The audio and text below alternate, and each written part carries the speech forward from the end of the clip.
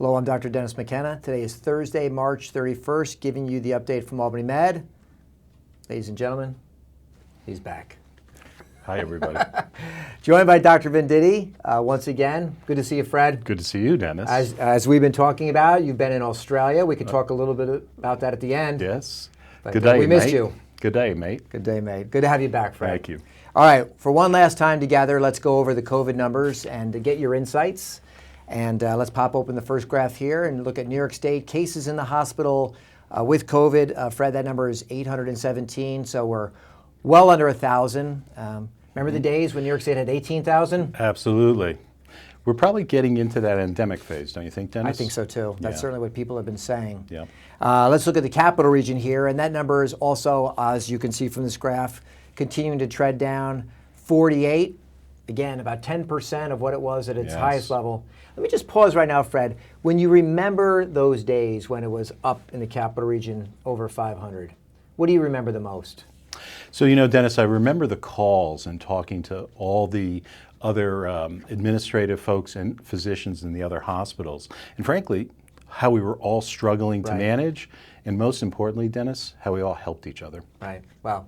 Yeah. Credit to you. We'll talk more about that at the end for sure. Admissions and discharges here to Albany Med. And what we can see here is that there's been a couple days with no admissions or one or two. Over the last 7 days, the total net number in-house has come down by 7. So we're obviously trending down in the right direction there.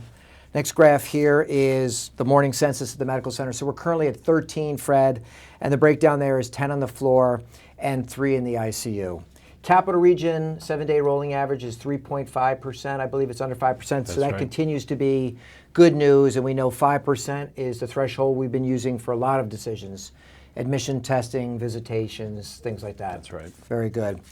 The variant, the next graph here. As you can see here, the graph is showing on the horizontal axis time, vertical axis are the different variants. It's all Omicron, but it's subtypes of Omicron, right? That's right, Dennis. So it's shifting towards the BA2 variant, which is more transmissible. Certainly that's the experience in Europe, but doesn't seem to be worse in terms of hospitalizations and death than any of the other Omicron variants. So we know the original Omicron variant was more transmissible than Delta was. That's right. And again, less likely to land you in the hospital. Is BA2 more transmissible than the original Omicron variant? It is, and that's why it's taking over. If you look at the graph, it's growing in its percentage here. I think it's on this graph here, it's close to 60%. That's right. And I think Dr. Stelrock was saying almost all the new subtypes we're seeing. Right, this does lag a little bit. So the obvious question is, how effective is the vaccine? So let's pop open the next graph. This is the effectiveness of the vaccine in order to prevent hospitalizations. And what that graph shows, we call this our red, blue, black graph, about 90% still effective in preventing hospitalizations. So Dennis, let me go off script here and talk about Australia a little bit, because I think it underscores the effectiveness of the vaccine. So Melbourne is about 3.5 million people. In their peak in January, they had 40,000 positive cases a day. Okay. 40,000. So that would translate here in the United States to 4 million a day or more. Just huge numbers. Yet they only had 1,000 people in the hospital and 94 in the ICU, because 95% of their population is vaccinated with 2 doses, and the majority have a booster. That's the experience in Australia? In Australia. That's the experience in Australia. So lots of positive people, not so much sick. So 95% is incredible. It is a credible number. I think in the capital region we crested over 80% recently, which is fantastic, but 95 would be even better. That's right. Yeah, very good.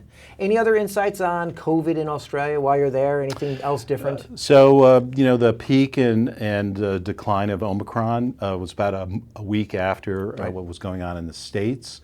Very sophisticated system of managing it. Dennis, you know, and I'll share with others, I had Omicron in Australia. Was there 8 days and came down with COVID.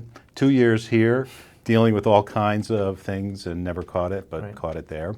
I had a health system reach out to me with a text every day, asked me a series of 20 questions about my health, gave me instructions. If I got really sick, they would have directed me to a physician or to the hospital.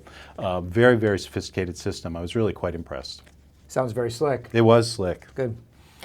All right, well, enough about COVID. We'll transition off of that topic now. We may come back at the end. Let's talk a little bit about our alignment sessions for our ERP and our EMR. Fred, this work is now kicking off. Very exciting.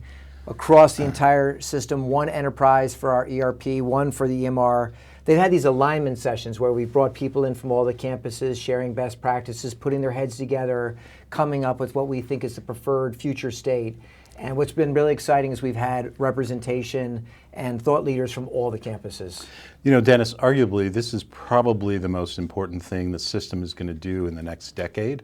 So I've heard some really good things about the alignment sessions, both clinical as well as the administrative sessions. It's really terrific. They are terrific. We have great leaders here. We benefit by having them across the system. If you want to learn more, and I encourage you to look into this, we're going to talk about this a lot. But if you go to the Albany Med Health System landing page, so you go to our internet, bottom left, it says Albany Med Health System, click on that, you'll get updates there on what we call Care One. Care One Connect, which is really about our ERP, our EMR. You'll see the leadership. You'll see frequent updates there that our communications department will put out. It's going to be great. That's terrific. A lot of work to do. Absolutely terrific. But congratulations to everybody involved so far. Speaking of care, we had our most recent Eye Care Award winner at CCLM. So I'll begin, and then Fred, you can take it from there. Sure. So it was Benny Singh. I, of course, first worked with Benny when she was a nurse in the emergency department. She was one of the nurses who was there when I first started to practice and taught me about bedside care in the ED. And then she transitioned into her current role, which is case management. And she works on a unit that you're familiar with. She works on DE4 North, the cardiology unit, something near and dear to my heart. Right. No pun intended. She's actually been here at the medical center 25 years, right, which is absolutely terrific. She does the simplest things to change the outcome for patients. Just right, the simplest things, sometimes the most important things. No question. The write-up on her was wonderful. Yes. All the great work she does. So to my good friend Benny, congratulations. Well deserved. Benny. All right, Fred, let's transition very quickly. Anything else about Australia you want to tell the viewers? I know. First of all, did you see a kangaroo? Saw a kangaroo. You saw did you see a koala? Saw a koala. All right, very good. What are the Australian beers? Interestingly enough, they don't drink Foster's. Foster's is only for export out of the country. I did not know that. So the microbrewery craze there is as important as it is here in the States. So my favorite beer there, let me think for a moment. No New England IPAs. They're all relatively light beers. Crazy Moon. Crazy Moon. Crazy Moon. All right, so if you're going to Australia, and then oh wait, and maybe Little Creatures. Okay. And maybe Masons. All right. And you could tell I tried a lot, Dennis, while I was there. Perhaps the most important thing of your visit is Patrick. Absolutely. So your grandson? Yes, I did. And officially you are Pappy, is that correct? Papa. Papa. Papa. Okay. And he can actually say it. He says it with kind of a French intonation, right, even though he's Australian and Irish. But, you know, Dennis, the most important thing, we got to spend 2.5 months with him. So it wasn't like a visit and he's not going to remember us. You know, we got to know him, he got to know us. He grew while we were there. We kind of saw that. So it was really, really good. And Mary Ellen was absolutely over the moon. For sure. All right, last topic is, yesterday was Doctor's Day. Fred, I'll let you take it from there, but let me begin by just sort of saying to you what an incredible career you've had here, just remarkable. Obviously, you know, an incredibly skilled cardiologist, an electrophysiologist, a clinical leader there, chairman of medicine. Obviously, you ran the faculty physician group for many, many years, hospital director, and then most recently, your work with COVID, I think, is extraordinary. You've made a huge difference, and then on Doctor's Day, you actually recruited many of the physicians who are here today who will lead this organization for many years. So your legacy continues even beyond that. So I want to personally thank you and say, really, what an incredible honor it's been for me to sit here with you, get the benefit of your knowledge, and just to have seen you in action over the last couple of years has been my pleasure. Thank you. Thank you. You know, Dennis, Doctor's Day, I think, is really important. You and I, we've done 150, 200 of these. We praise lots of groups here that do what they need to do here at the medical center. But one group as a whole that I don't know that we've ever talked about is the physician group. And I think that the physician group here at the medical center is just extraordinary. I have helped to build it. You have. Dean Verdile obviously played a very significant role, as have all the chairs, to build this group.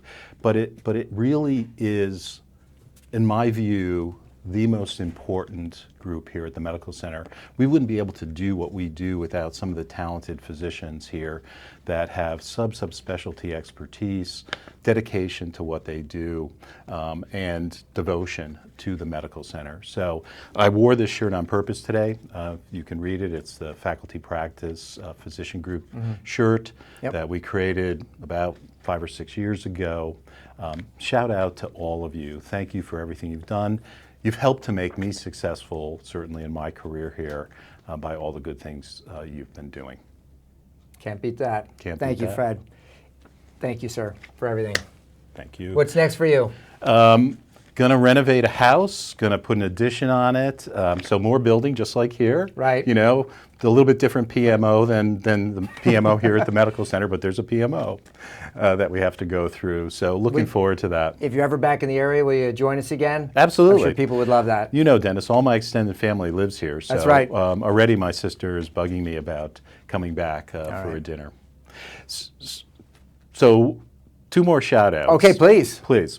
So yesterday, I was over at 66 Hackett, and I think this is emblematic of the kinds of people who work here at the medical center. I was at the back door, and it's locked, and I couldn't get in. And my wife, Mary Ellen, is in there packing up her office, and I went over to help her.